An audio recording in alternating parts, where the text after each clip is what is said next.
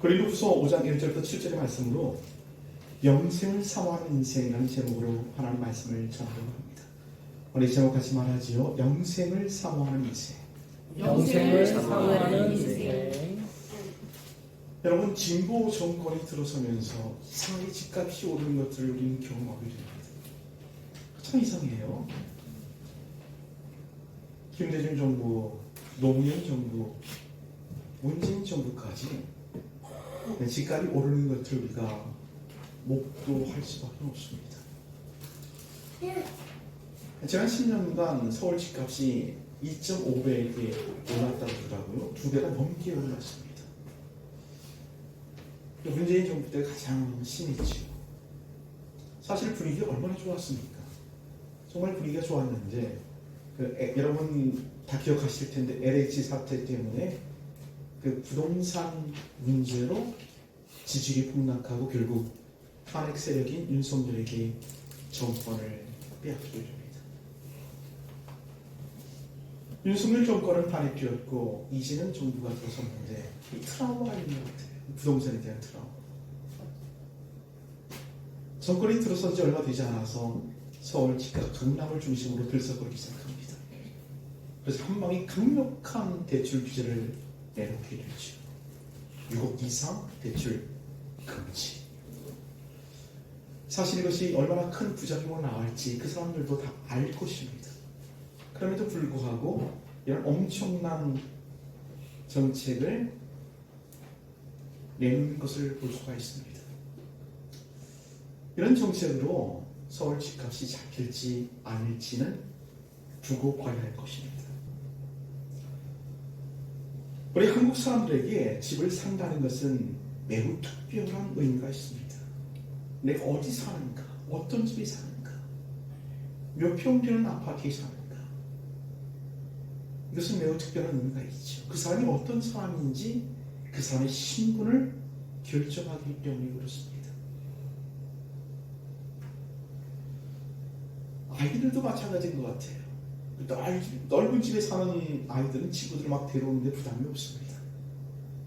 그러니까 좁은 집에 사는 분들 혹은 내 집이 아니고 새를 들어 사는 아이들은 친구들을 데려오는 데에도 주저합니다. 아빠의 경제적 능력에 따라서 아이들의 성격도 조절되는 것들을 보게 됩니다. 의기소침해지고 매사에 줄기 들어있는 그런 모습들을 보게 되죠. 이런 세상이 저와 여러분이 살아가는 세상의 모습인 것입니다. 이 집에 관한 저희 집 얘기를 좀 할까 합니다. 1980년 4월 소 2마리를 타서 서울로 상경을 합니다. 저희 아버님이 우리 친구들을 데리고 상경한 거죠. 서울 외곽 길동이라는 동네에 그 반지하 단칸방을 얻었습니다. 전세로 얻었거든요. 제가 거기서 학교 다녔던 그런 생각들이 납니다. 그러다가 봄인지 확실하게 기억은 안 나는데 제 어머님이 이 맹장이 걸리셨어요. 맹장이 터져서 수술하게 됩니다. 그래서 그 전세금을 빼서 수술비를 대고 월세로 이사를 갑니다. 이사하던 곳이 길동 산 아래에 있는 그 작은 마을이었는데 제가 살던 집이 어떤 집이었냐면 닭장을 개조해서 만든 집이었어요. 닭장이 이렇게 직사각형으로 되어 있지 않습니까?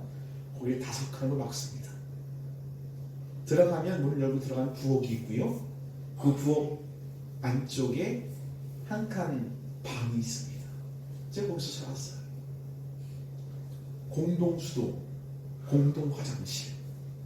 서울에 그런 데 많았어요. 그 옛날에는.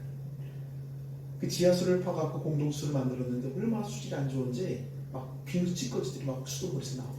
그 또랑창하고 같이 막 흘러가기 때문에 그렇게 환경이 안 좋던 곳에서 살았습니다. 그러다가 1994년에 저희 아버님이 작은 열기를 하나 사셨거든요. 그리고 몇 년 뒤에 그것이 재건축이 되어서 새로운 집을 지었습니다. 아버님이 새 집을 장만한 것입니다. 제가 그때 그 기억이 아주 선명합니다. 제 어머님이나 아버님이 그 새 집을 닦고 쓸고 뭐 닦을 것도 없는 것 같은데 계속 닦으시면서 그렇게 좋아하시는 모습이 지금도 눈앞에 선합니다. 그 집은 제 아버지 어머님의 인생과도 같았던 그런 집이었죠. 그러다 저희 형님이 사업을 치게 됩니다. 그래서 어쩔 수 없어 그 집을 팔고 형 빚을 갚아주고 안성으로 이사를 오셨어요.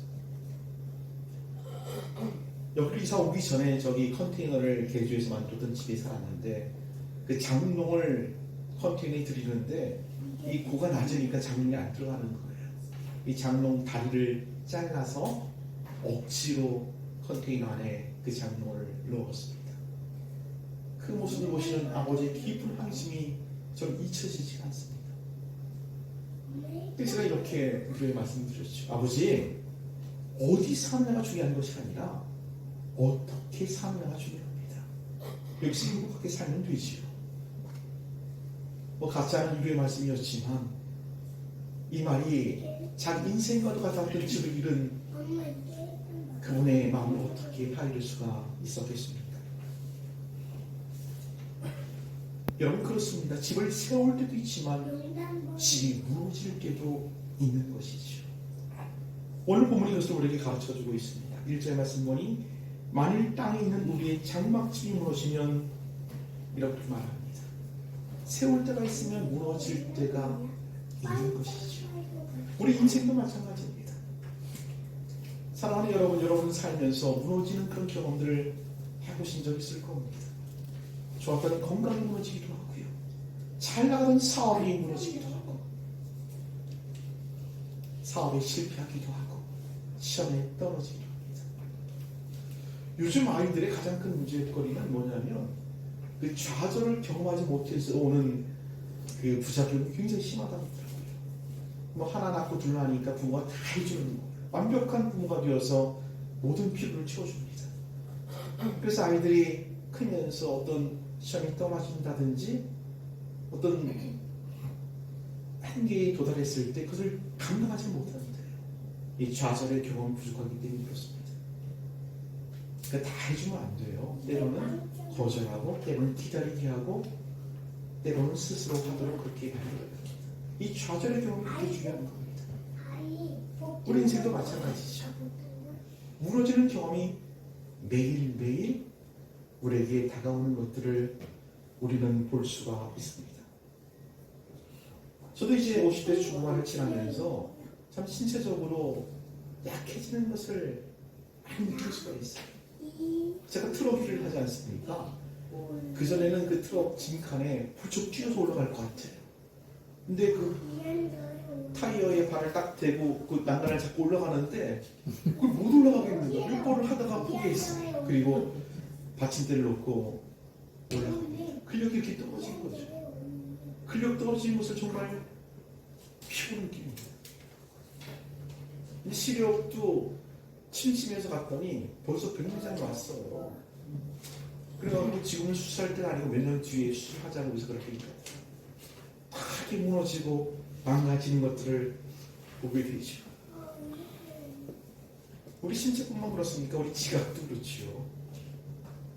이렇게 얘기하다가 막 단어가 생각이 안 나는데 뭘 얘기를 해야 되는데 그 단어가 생각이 안 나요. 여러분도 그런 경험이죠. 그게 정말 막 답답하죠. 숫자는 더 못 외우겠어. 숫자 이렇게 들었거나 이렇게 봤으면 이제 전화해야 되잖아요. 금방 잊어버려. 그걸 못 외우겠더라고. 짧은 순간에. 50대 중반을 살고 있는 제가 그런데 70대, 80대 되신 어르신들은 오죽하게 있습니까? 날마다 새로운 거죠. 내 몸이 무너져가는 것, 내 지각이 쉬어져가는 것, 기력이 빠지는 것, 날마다 느끼는 겁니다. 지난번에 저희 아버님 그 누린 시력 한쪽을 잃었을 때 제가 느끼겠더라고. 막 정리를 하시는 거예요. 주변 정리를 하시고 내가 살 날이 얼마 남지 않았다는 것을 완전 몸으로 느꼈기 때문에 그런 것이죠. 저는 이런 마음이 들 때 듣는 노래가 있어요. 제가 좋아하는 노래인데요. 여러분에게 소개해주고 싶습니다. 정태춘 가수의 빈산이라는 노래거든요. 여러분 들어보셨습니까? 제 가사를 한번 읽어드릴게요. 한번 들어보십시오. 한번 상상을 하고 내가 예전에 살던 어릴 적 그 모습을 떠올리면서 한번 들어보시기 바랍니다.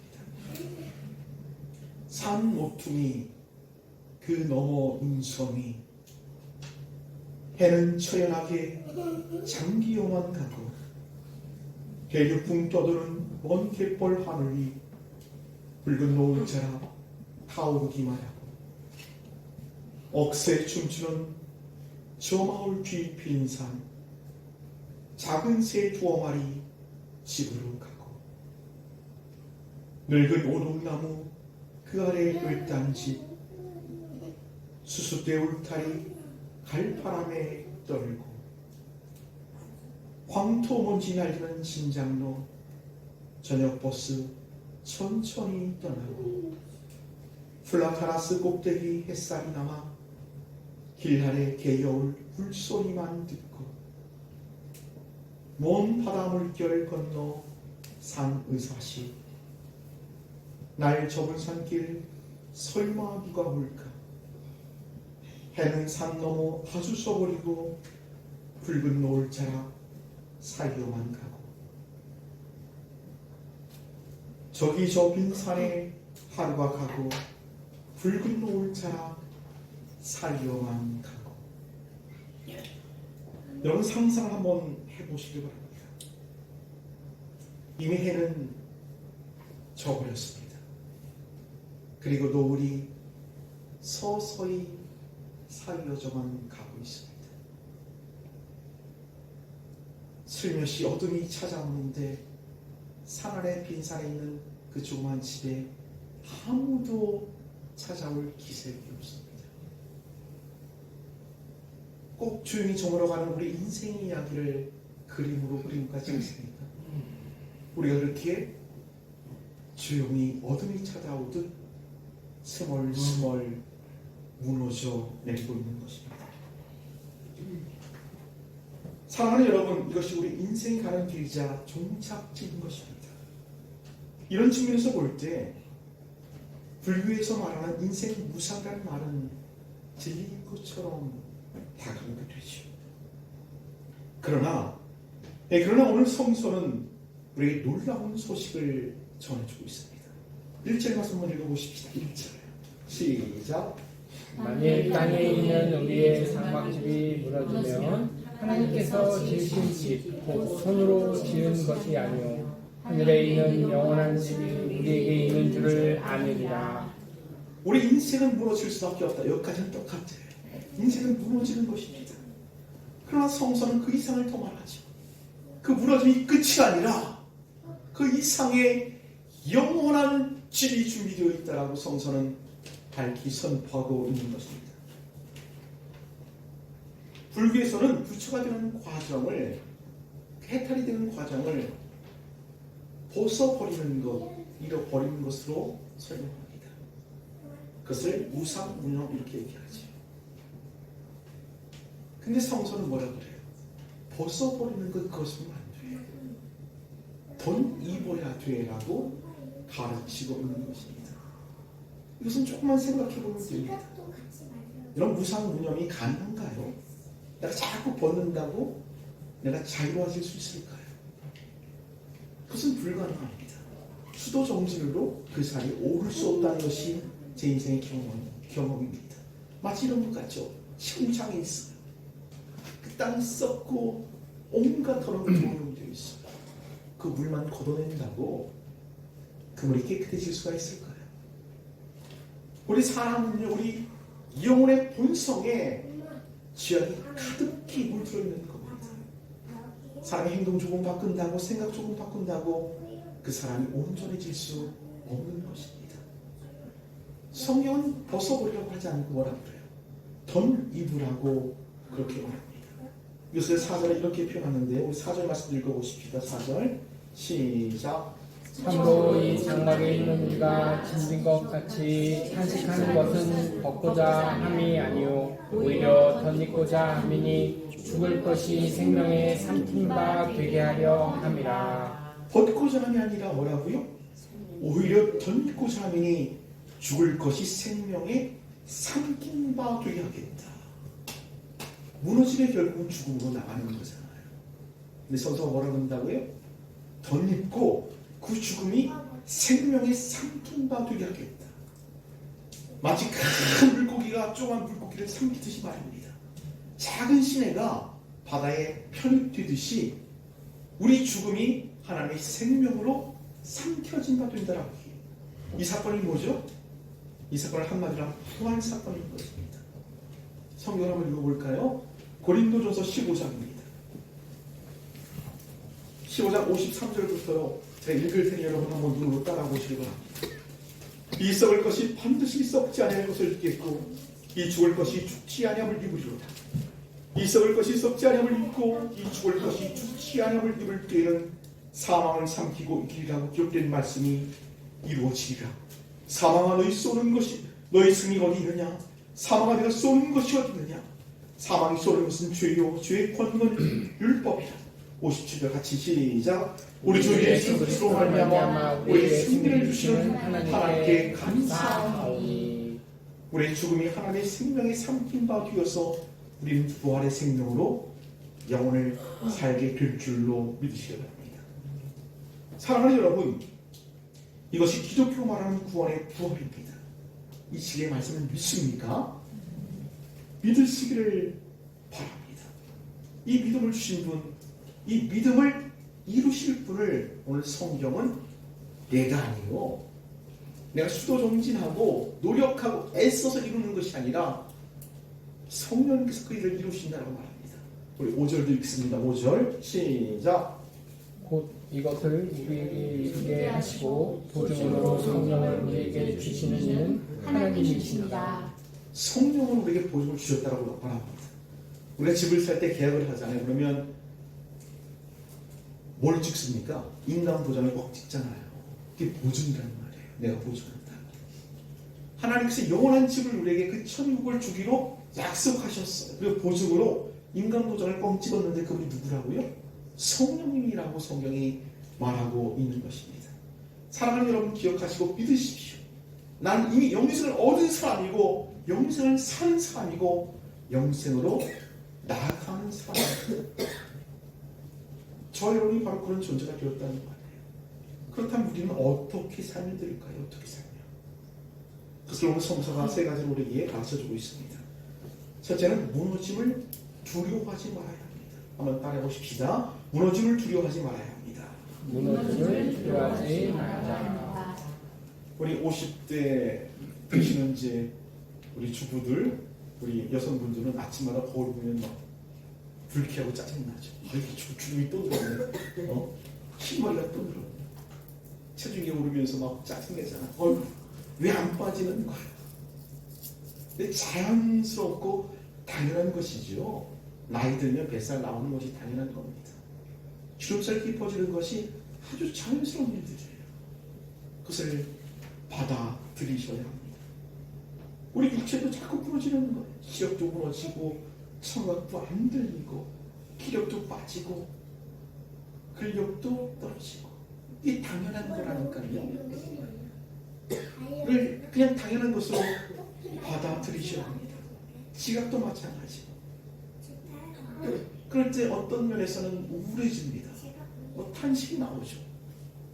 오늘 본문에 탄식이라는 단어가 계속 나오는데 탄식하게 되죠. 탄식하게 됩니다.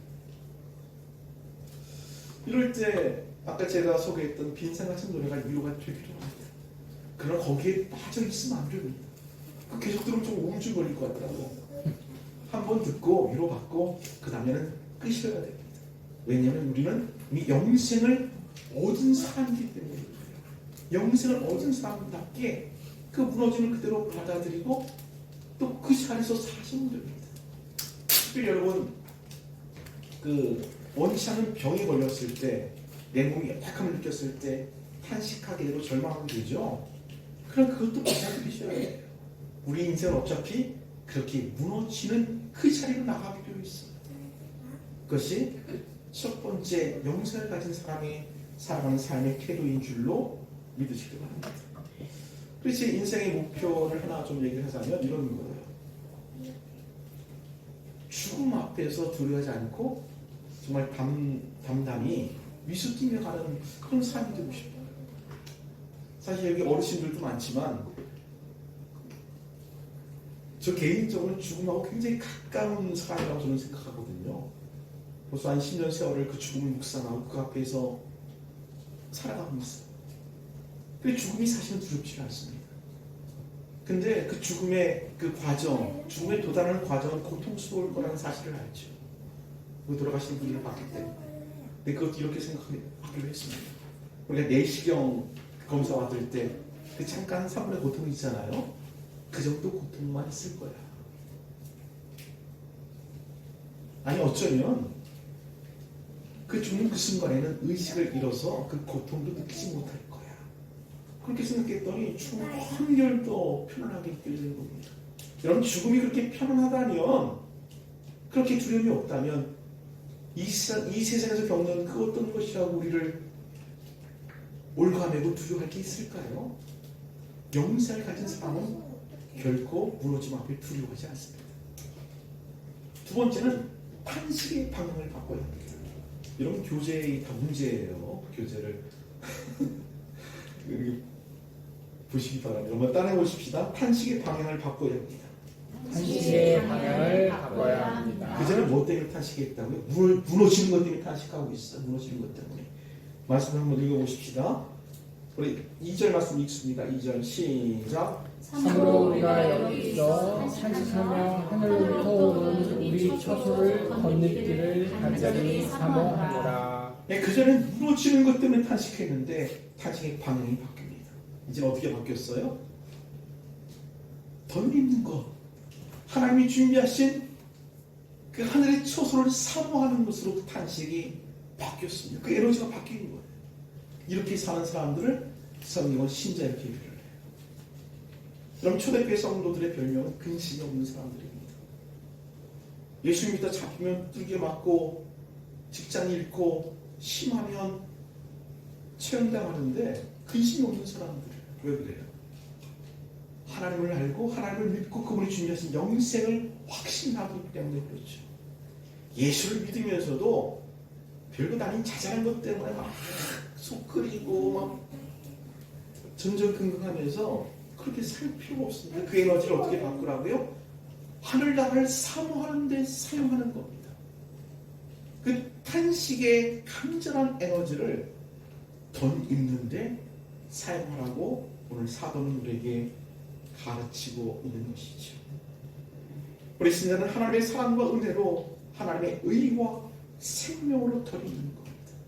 이게 한 번에 덜 입은 것도 되지만 날마다 더 입으며 살아가는 것입니다. 우리 성도들 성경을 한번 찾아보십시다. 에베소서 4장 22절부터 24절 같습니다. 에베소서 4장 22절부터 24절 읽습니다. 시작. 너희가 우리의 욕심을 따라 쓰러져가는 모습을 따르는 옛사람을 벗어버리고 오직 너희의 심령이 새롭게 되어 하나님을 따라 공의와 진리의 거룩함으로 지음을 받은 새 사람이라. 신자는 그 탄식의 방향을 바꿔서 그 전에 내가 옛사람의 모습으로 살았다는 것들을 자꾸 벗어버리고 하나님의 의와 사랑과 은혜 그런 것들로 덧입는 새 사람으로 나가는 작업들을 계속하는 사람입니다. 영생을 확신하는 사람은 어떻게 살아야 된다고 첫 번째 뭐라고 그랬어요? 무너짐을 두려워하지 말아라. 두 번째 뭐라고요? 탄식의 방향을 바꿔라. 세 번째로는 믿는 그대로 사는 것입니다. 한번 따라해 보십시다. 믿는 그대로 행동해야 합니다. 믿는 그대로 행동해야 합니다. 오늘 본문 7절 말씀 읽습니다. 7절 시작. 이는 우리가 믿음으로 행하고 보는 것으로 행하시 아니함이로다. 이는 우리가 믿음으로 행하고 보는 것으로 행하지 아니합니다. 보는 것은 어떤 거예요? 이 세상이 추구하는 방향, 이 세상이 가는 방향이죠. 어떤 방향으로 갑니까? 무너질 것을 자꾸 세우는 방향으로 세상은 그렇게 달려가고 있어요. 더 큰 집, 더 좋은 차, 더 좋은 어떤 위치와 신분, 그런 것을 얻으려고 그것을 향해 막 달려가고 있죠. 우리가 믿는 게 뭐라고요? 영생을 믿으면 영생을 믿는 사람답게 살아라. 그렇게 행동하라고 성서가 말하고 있는 것입니다. 사랑하는 여러분, 우리가 살아가는 모습을 보십시오. 여러분 무엇 때문에 이렇게 열심히 사십니까? 내 자식 가르치려고 좋습니다. 좀 더 인직한 삶을 살려고 좋습니다. 내 꿈을 실으려고 다 좋아요. 근데 잊지 마십시오. 여러분 이미 영생을 얻은 사람이고 영생을 그리고 준비해야 될 사람입니다. 그 영생을 위해 나는 무엇을 하고 있는가 생각해 보십시오.